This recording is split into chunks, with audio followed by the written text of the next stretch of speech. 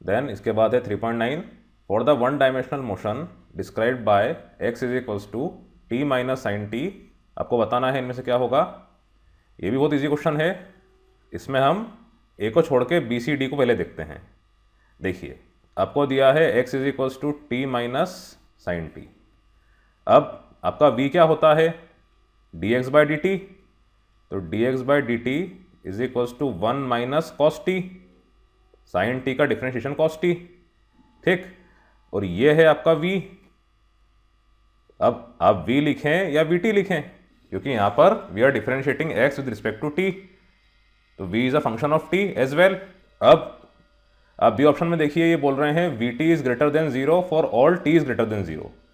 यहां पर जैसे आपको वैल्यू मिल रही है 1 माइनस कॉस टी, तो ये हद से हद 2 हो सकता है, कम से कम 0 हो सकता है, इससे बड़ा नहीं होगा। कॉस टी जो कि एक ट्रिग्नोमेट्रिक फंक्शन है, उसकी वैल्यू 1 और -1 के बीच में लाई करती है। तो अगर मैंने यहाँ पे कॉस टी रख दिया -1, तो ये कितना हो जाएगा 2, और मैंने यहाँ पे रख दिया कॉस टी 1, तो ये कितना हो जाएगा 0। पर 0 से कम नहीं होगा और 2 से बड़ा नहीं होगा, तो यहाँ पर बी ऑप्शन को आप रूल आउट कर सकते हैं। vt is greater than 0 for t is greater than 0। vt 0 भी हो रहा है, ठीक है। यहाँ पे vt आपका 0 हो रहा है जब cos t is equals to 1 है, ठीक। उसके बाद आप सी ऑप्शन देखिए। अब यहाँ पे जो आपका v आया था, इसको आप एक बार और डिफ्रेंशिएट कर दीजिए। तो dv बाई डी टी, ये क्या हो जाएगा आपका एक्सेलरेशन a, और ये क्या हो रहा है आपका 0 माइनस साइन टी, ठीक। तो ये हो गया आपका साइन टी। एक बार मैं कर देता हूं डिफरेंशिएशन, ये मैथमेटिक्स वालों के लिए समझना आसान है, थोड़ा सा जो बायो वाले हैं उनको कभी दिक्कत आए इसलिए। देखिए जैसे मैंने इसको करा dx बाई डी टी, तो मैंने क्या किया यहाँ पे d by d t of t minus sine t, ठीक है। तो d by d t of t पहले ये, फिर minus d by d t of sine t. तो d by d t of t मतलब 1, साइन t मतलब cos t। तो इस तरह से ये 1 माइनस कॉस टी यहाँ पे आया। अब एक बार फिर जब मैंने इसको ऐसा डिफ्रेंशिएट किया, तो 1 माइनस कॉस टी था, फिर मैंने d बाई डी टी किया, तो d by d t of 1 मतलब 0, और d by d t of cos T मतलब माइनस साइन टी, तो माइनस माइनस मतलब प्लस, तो प्लस साइन टी, ठीक। अब यहां पर आप देखिए, ये बोल रहे हैं ए t is greater than 0 for T is greater than 0। इधर भी अगर आपका t 0 डिग्री होता है, 180 डिग्री होता है, मतलब ऐसी कुछ वैल्यू मिलती है जिससे कि ये पूरी चीज़ 0 हो जाए, तो आपका a 0 होगा। तो again sine t lies between 1 and -1, तो साइन t की वैल्यू ऑब्वियसली -1 और 1 के बीच में तो 0 तो आएगी ही सही। तो ये क्या हो जाएगा 0, ये हो सकता है 1, ये हो सकता है -1। तो a is always greater than 0 ऐसा ज़रूरी नहीं है, क्योंकि साइन 180 डिग्री, अब 180 डिग्री को आप रेडियन में कन्वर्ट कर सकते हैं into pi by 180, sine pi जिसको आप कहते हैं साइन 3.14, इस वैल्यू पे आपका a 0 हो जाएगा और t ग्रेटर देन 0 भी है, ठीक है। तो इसीलिए इस ऑप्शन को भी आप रूल आउट कर सकते हैं। ऑप्शन डी तो आपको यही मिल गया इसका आंसर जो मैंने शुरुआत में किया था, 2 और 0, तो डी बिल्कुल सही है, ठीक। चलिए अब हम ए देखते हैं। एक बार फिर मैं लिख लेता हूं x is equals to t minus sine t. अब इसमें इन्होंने बोला है x t is greater than 0 for t is greater than 0। हालांकि ये जो चीज़ है ये हमेशा पॉजिटिव ही होगी, पर अब कैसे होगी ये आपको एक बार दिखा देता हूं मैं ग्राफ को प्लॉट करके। यहाँ मैंने ग्राफ प्लॉट किया, इतना ही करता हूँ अभी, और एक और ग्राफ प्लॉट किया। तो ये जो आपका ग्राफ है, अगर आप इसको सेपरेटली देखें तो ये है आपका x is equals to t, और नीचे वाला x is equals to sine t. या अगर आप मैथमेटिक्स के हिसाब से देखें तो ये है y is equals to x, या ये है y is equals to sine x, ठीक है। अब सवाल यहाँ पे ये उठता है कि मैंने ये जो ग्राफ है इसको ऐसा क्यों नहीं लिया, इस तरह से क्यों नहीं लिया, ये साइन टी के पहले ही क्यों आया, ऐसा दिमाग में तो आएगा आपके। मतलब ऑल इन ऑल ये जो है ये साइन टी से बड़ा है, टी इज ग्रेटर देन 0, तो ऐसा कैसे। देखिए आप जानते हैं कि साइन टी की मैक्स वैल्यू क्या होती है, 1, तो 1 आपका इधर कहीं आ जाएगा लाइक दिस। अब ये जो 1 है ये साइन को π/2 रखने पे आपको मिलता है।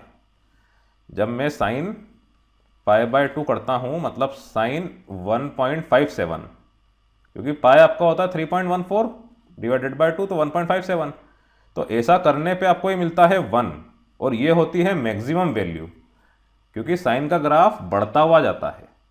लेकिन जब आप यहाँ पे t को 1.57 रखेंगे अकेले को, तो ये इधर कहीं आएगा इस तरह से। तो आप देख लीजिए 1.57 पे साइन का ग्राफ क्या है, छोटा है, और इसका बड़ा है, मतलब इससे ऊपर है। इसीलिए ये जो वैल्यू है t माइनस साइन t, ये हमेशा t इज ग्रेटर देन 0 के लिए पॉजिटिव होगी। ठीक, वेरी वेरी सिंपल। तो here t minus sign t is always positive for t is greater than 0। और इवन आप इसको कैलकुलेटर में भी डाल के देख सकते हैं। आप t की वैल्यू ग्रेटर देन 0 लीजिए, इसमें t की वैल्यूज रखिए, सिंगल t में और साइन t में आपको हमेशा पॉजिटिव वैल्यू ही मिलेगी। ओके, तो xt इज ग्रेटर देन 0, क्योंकि t minus sign t is greater than 0। तो ऑप्शन ए भी सही है। तो उसका आंसर है ए एंड डी। एक बार फिर आपको एक्सप्लेन कर रहा हूं मैं। हमेशा जो चीज़ आपको पहले इजी दिखे उसको आप अप्रोच कीजिए। यहाँ पर मैंने देखा x is equals to t minus sine t था, तो मैंने क्या देखा कि वी टी और ए टी आ रहा है, इसीलिए मैंने इसको एक बार डिफ्रेंशिएट किया, तो मुझे क्या मिल गया 1 माइनस कॉस टी। अब जैसे मुझे 1 माइनस कॉस टी मिला, मैंने क्या देखा कि t इज़ ग्रेटर देन 0 के लिए ये बोल रहे हैं we T is greater than 0। अब मैं t की वैल्यू यहाँ पे लेता हूँ 360 डिग्री या 2 पाई, तो मैंने cos 2 पाई लिया, तो ये कितना मिल जाएगा मुझे 1 माइनस 1 इज इक्वल्स टू 0। ये आप ध्यान रखिएगा cos 180 degree is equals to -1 होता है, cos 360 degree is equals to 1 होता है। आप एक बार साइन cos के ग्राफ को देख लीजिएगा। तो देखिए यहाँ पे 2 पाई था, अब 2 पाई क्या है आपका ग्रेटर देन 0 है, तो ग्रेटर देन 0 पे भी आपको वी टी 0 मिल गया। ये बोल रहे हैं we T is always greater than 0, तो ऐसा नहीं है। ठीक, उसके बाद वही चीज़ आपने इसके लिए करी, ए टी के लिए आपने जब इसको डिफ्रेंशिएट करा एक और बार, तो आपको क्या मिल गया साइन टी। अब ये है आपका ए टी के बराबर। अब एक बार फिर आप देखिए, आपने अगर टी को रखा 180 डिग्री या पाए, तो साइन पाए क्या होता है 0, और पाए आपका क्या है ग्रेटर देन 0, मतलब पाए आपका टी के बराबर है और टी इज ग्रेटर देन 0। पर t is greater than 0 when t is equals to pi, इस पे तो आपको a t is equals to 0 मिल रहा है, ग्रेटर देन 0 नहीं मिल रहा है, इसलिए चला गया। फिर आपने 1 माइनस कॉस टी से दो वैल्यू निकाली, ये केस 1 था आपका, ये केस 2 था। तो एक केस में आपको 2 मिल रही है, एक में 0 मिल रही है, ना 0 से कम ना 2 से ज़्यादा, इसीलिए we T lies between 0 and 2। और at last x T is greater than 0। ये आपने ग्राफ देखा, आपको मैंने बताया कि t माइनस साइन टी हमेशा पॉजिटिव होगा, क्योंकि साइन की हद से हद वैल्यू होती है 1, जो कि होती है π/2 पे, और π/2 मतलब 1.57। पर 1.57 पे जो पॉइंट आ रहा है y is equals to x पे या x is equals to t पे, वो इधर कहीं आ रहा है, मतलब इससे ऊपर आ रहा है, इसीलिए ये हमेशा पॉजिटिव होगा, इसकी वैल्यू हमेशा बड़ी होगी। तो t minus sine t is always positive. अब t माइनस साइन टी हमेशा पॉजिटिव है, जो कि बराबर है x के, x आपका xt है, तो xt इज ग्रेटर देन 0 होगा। तो इसके आंसर से ए एंड डी।